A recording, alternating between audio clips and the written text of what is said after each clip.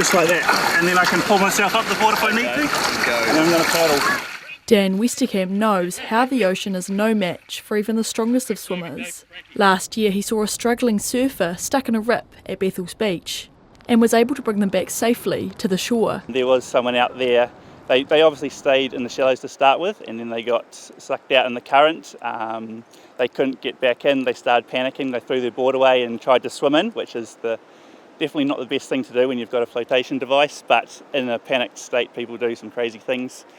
So I swam over to them, paddled over to them and helped them out and got them back in. It took about an hour paddling with them to get them back into the beach.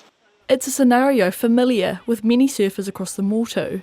To help hone in their skills, Dan takes courses at different board riders clubs and surf lifesaving clubs. At no cost, surfers of all skill levels and ages can learn water rescue techniques and basic CPR skills.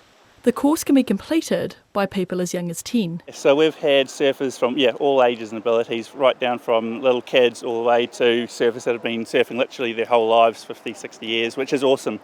We've had pros come and do the course as well, that do surfing for a job, and everyone just says it's awesome. After the course, they're encouraged to keep their skills up, so if they do end up having to rescue someone, it's muscle memory. Surfer Christian Nicholson was recently part of a rescue out at Mangawhai Heads. Someone had hit his head on the bottom of the ground and, coming off a wave, and he'd broken his neck, and there was a couple of us that had to try and get him in, and there's someone else that went and got the lifeguards, and I sort of realised at that point I really didn't know what was the right thing to do. Everyone did our best, but it was quite a traumatic situation. Kayla McGregor has been surfing for 6 years. I saw it online and I thought it was awesome, and I also figured out I was probably going to die trying to save someone, so better safe than sorry.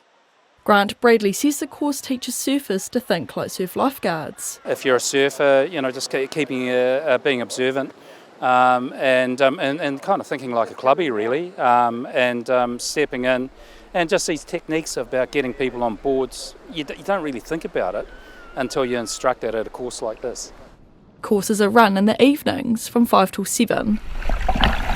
There's some coming up in Piha and Mangawhai.